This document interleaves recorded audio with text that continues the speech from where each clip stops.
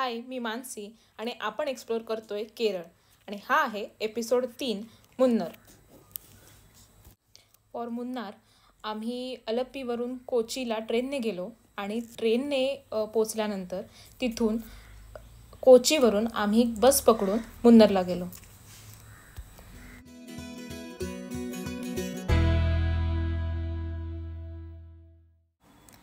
आता आपण पोचलोय मुन्नारच्या शेजारी असणारं पल्लीवसल या गावात. हे आहे आमच्या हॉटेलचा पूर्ण एरिया. कालपासून आमची जर्नी थोडी ॲडव्हेंचरस झाली. ॲक्च्युली आम्ही प्रायर बस बुकिंग केलं नव्हतं, त्यामुळे थोडासा मध्ये गोंधळ झाला. सो काल आम्ही ॲक्च्युली अलप्पीवरून ट्रेन पकडून पहिल्यांदा एर्नाकुलम जंक्शनवर आलो फॉर मुन्नार. सो एर्नाकुलम जंक्शनला आम्हाला बस मिळेल डायरेक्ट टू मुन्नार या अपेक्षेने आलो होतो. बट आम्ही जायला आणि बस निघायला असं झालं आणि बस निघून गेली. त्यानंतर आम्हाला एक अशी बस मिळाली जिने आम्हाला कोथमंगलमला ड्रॉप केलं आणि ते डिस्टन्स समथिंग 40 किलोमीटर्स होतं फ्रॉम एर्नाकुलम. सो कोथमंगलमला उतरून पण आम्हाला पुढची बस मिळणं इम्पॉसिबल होतं. सो आम्ही प्रायव्हेट बस स्टँडवर गेलो. प्रायव्हेट बस स्टँडला आम्हाला अशी सुट्टा एक बस मिळाली. ती मिळाली अडीमलीपर्यंत आणि अडीमलीला आम्ही उतरलो. समथिंग ते डिस्टन्स पण अडीमलीपर्यंत असं 40 किलोमीटर्स होतं. All over journey from Ernakulam to Munnar ही अराउंड 150 किलोमीटर्स आहे. सो फ्रॉम अडीमली आम्हाला एक जीप मिळाली. शेअरिंगमध्ये त्यांनी 20-20 रुपये देऊन जरा पुढे त्याच्या सोडलं नियर टू मुन्नार. आणि त्यानंतर आम्हाला आमचं हॉटेल जिथे बुक केलेलं होतं तो माणूस आम्हाला पिकअप करायला आला होता. तर रात्र सगळी या ह्याच्यात गेली. त्यानंतर रात्री आम्ही ऑलमोस्ट 10:30ला इथे पोचलो. आम्ही तिकडनं 5ला वगैरे निघालो होतो. समथिंग 4 to 5 hours या पूर्ण जर्नीला लागल्या. त्यानंतर आता आम्ही उभी आहे आमच्या रिसॉर्टच्या साईडला. बट इथे समथिंग 100 एकर्सचं वेलचीचं प्लांटेशन केलेलं आहे आणि बघू शकता वेलची लागलेल्या आहे. त्यामध्ये मस्त वास पण इथे येतोय. एक वेलचीचा ऑर्डर.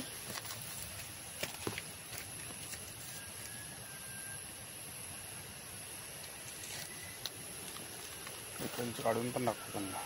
कुठे खाली आहे.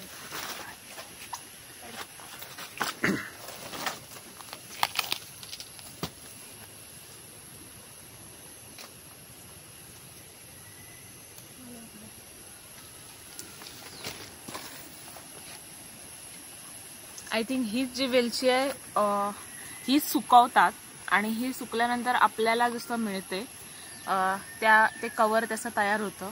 आतमधून सेम आहे. वास एकदम भारीच येतोय. आपण ह्याच्याबद्दल खूप डिटेलमध्ये जाऊया.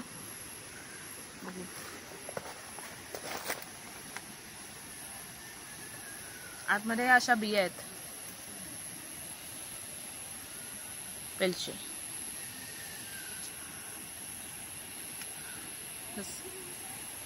चल जाऊया.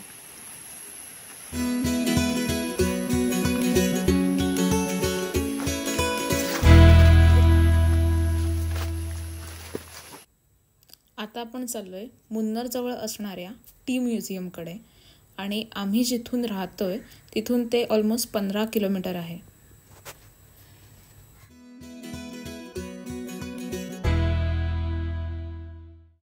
टी म्युझियममध्ये आपण 2-3 गोष्टी बघणार आहे. जसं की टी प्लांटेशन कसं होतं, त्यानंतर सेकंड टी कसं बनतं, जे टी पावडर आपल्याकडे जे येते चहा पावडर ती कशी बनते. तर आपण बघूया. याच्यामध्ये एक 30 मिनिट्सची डॉक्युमेंटरी पण ते दाखवणार आहे.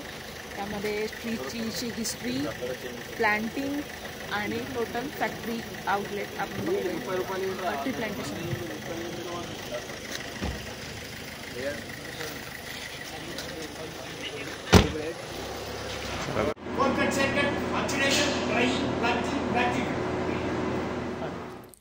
स्टार्टिंगला आम्ही ब्लॅक टी कसं बनतं याबद्दल इत्थंभूत माहिती इथल्या काकांकडून घेतली. त्यांनीच आम्हाला असं सांगितलं की एकाच झाडापासून ब्लॅक टी, व्हाईट टी आणि ग्रीन टी असं बनवलं जातं. ब्लॅक टीसाठी जास्त प्रोसेसिंगची गरज असते आणि व्हाईट टी आणि ग्रीन टी हे दोन्ही फक्त सुकवले जातात. ड्राईंग प्रोसेस त्याला अवेलेबल आहे. ही जी आपण ब्लॅक टी बघतोय ही KDHP कंपनीची रिपल ब्लॅक टी आहे आणि बघतोय वास किती भारी येतोय. टी म्युझियमची सफारी इथं संपली. आता आम्ही जातोय कारमेलागिरी इथे एलिफंट पार्कमध्ये एलिफंट सफारी आणि फिडिंगसाठी. इथे एलिफंट सफारीसाठी 700 रुपये पर ॲडल्ट घेतात आणि ते 10 मिनटासाठी आणि फिडिंगसुद्धा अवेलेबल आहे. फूड असतं, फूड फिडिंग आपण एलिफंटला करू शकतो. त्याचे 150 रुपीज होते आणि आम्ही फूड फिडिंग प्रिफर केलं.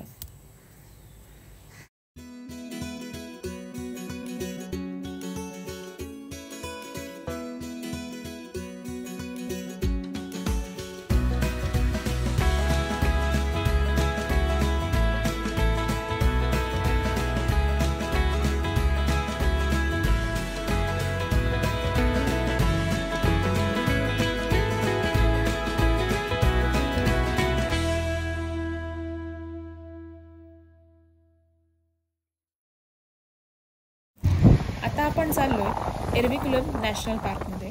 एक वेस्टर्न घाटमधलं इडुक्की आणि एर्नाकुलम डिस्ट्रिक्टमध्ये आहे आणि यामध्ये फेमस आहे निलगिरी तार, जे हायली इंडेंजर स्पीशीज आहे. Right now we are in Eravikulam national park and we are booking the tickets online here.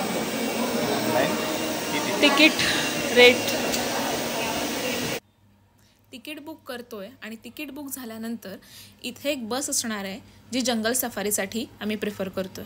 आता करतोय जंगल सफारी. या नॅशनल पार्कमध्ये सुद्धा आपण टी प्लांटेशन बघू शकतोय.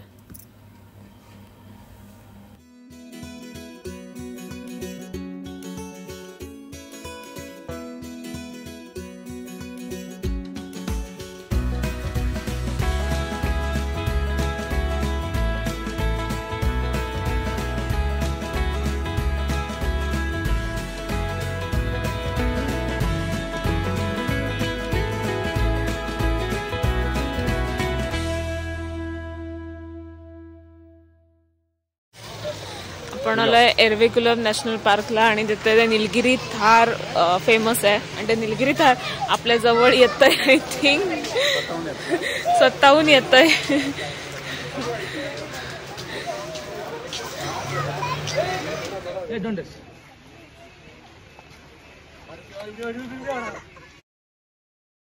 एराविकुलम म्हणजेच स्ट्रीम्स अँड पूल्स आणि एराविकुलम नॅशनल पार्कमधून एक नदी वाहते, त्याचं हे पाणी पांबर नदी.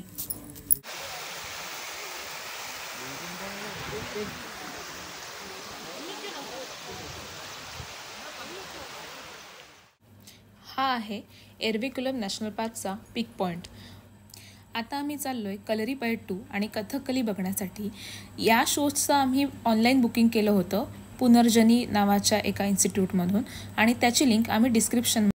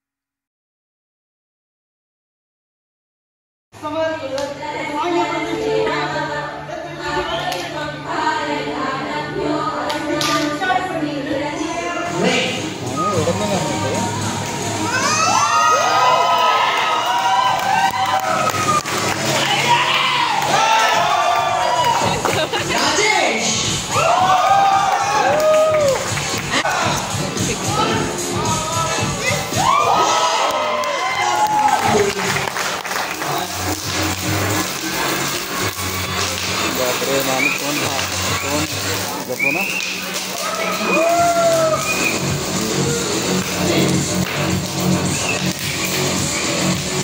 गणेश आहे का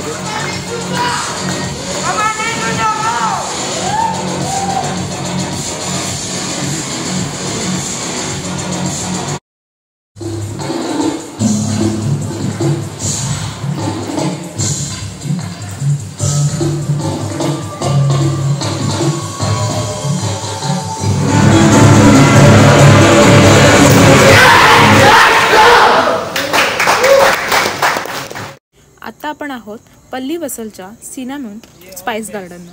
ये वाला बाहर आ जाएगा, इसको हम लोग कलर करके सुखाने का। ठीक है, इसको जायफल बोलता है, ये जो है इसको मेक्स बोलता है, रेड वाला। ठीक है, ये पानी लग गया नहीं इसलिए तो पाओगे। बाहर का जो फ्रूट है उसको चटनी और पिकल्स बना सकते हैं, और लाल वाला सुखा के मटन चिकन बिरयानी पुलाव में डालता है।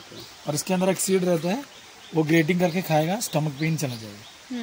सिनेमन स्टिक के लिए बाहर का छिलका काट के सुखाने का, वो स्वीट है। वो केक, बेकरी आइटम्स और स्पाइसेस टी वगैरह में यूज करना। और सिनेमन रोल के लिए ट्री को काटने का, मशीन में डाल के लेयर बाई लेयर बनाओ, फिर इसको रोल करो। बहुत स्पाइसी है, mutton chicken biryani pulao fried rice सब दोनों एक ही पेड़ का आइटम है। तो स्टिक काटने के लिए पहले साल ये साइड काटेगा, इसको छोड़ेगा, नेक्स्ट टाइम ये साइड काटेगा, तो एक साल के अंदर ये पूरा भर जाएगा। फिर ये प्रोसेस रिपीट कर रहा है, तो हर टाइम ये मिलेगा। और ट्री काटने का तो पहले ब्रांचेस काटेगा, कटिंग करके करके इधर तक आएगा, छोड़ेगा, फिर देखो नया स्टम्प आ गया।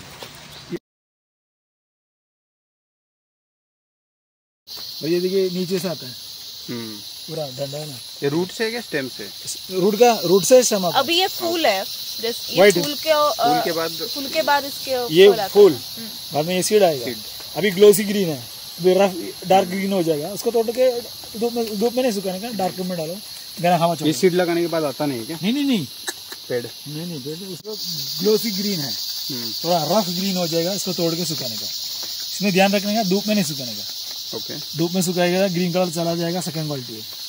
फिर डार्क रूम में डालो, गर्म हवा छोड़ो, मॉइस्चराइजर कंटेंट निकल जाएगा, फर्स्ट क्वालिटी में आ जाएगा। तो ग्रीन कलर डार्क हवा कैसे छोड़ेंगे? गरम हवा छोड़ दो, कोई भी साइड में बॉयल आग लगा दो, गर्म हवा जाएगा ना। तो फिर इसका फर्स्ट क्वालिटी आइडेंटिफाई करने का, लाइट ग्रीन आउटसाइड और 8 mm साइज और 80-90% सीड ब्लैक होने का। तो अंदर ब्लैक हो जाता है? अभी नहीं, अभी तो ग्लोसी ग्रीन है, देखो व्हाइट। थोड़ा खा के आते हैं। और एक प्लांट से आपको 200 ग्राम मिलेगा साल में 200 ग्राम एक ही से।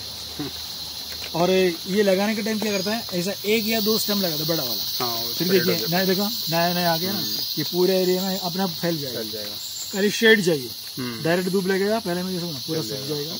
और टेम्परेचर 20-25 के बीच में रहने, और कोल्ड क्लाइमेट। ये देखो सब ऐसा है ना, नया आ गया। हाँ। इसका नाम है टपियाको प्लांट। इसको कट एंड बॉइल करके डायरेक्ट खा सकते हैं, इसका रूट। फिर इसको पोटैटो चिप्स जैसे बनाओ, फ्राई करके खा सकते हैं चिप्स। फिर उसका स्टार्च निकलने का मशीन में डाल के, ये स्वीट पोटैटो जैसे दिखता है ना। हाँ।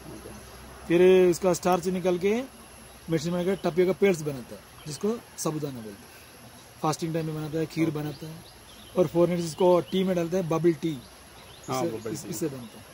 ये इसका हाइट इतना ही रहता है क्या मैक्स? हाँ, ये इतना तक आएगा, फिर उसको काटता है, रूट खोद के निकालता है।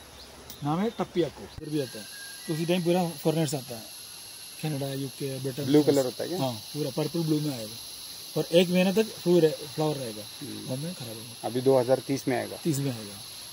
तो सेम टाइम मूनार में सब एरिया में होगा, और कोडाईकनाल में उसका टाइम अलग है। ऐसा क्या है, मतलब एक्झॅक्टली सेम? उसका डीएनए में लिखा है वो टाइमिंग, इसको खुद पता चलता है टाइम हो गया। इथे आमची मुन्नारची ट्रिप संपली आणि आता आम्ही पुढे जातोय त्रिवेंद्रमला, भेटूया तिथे।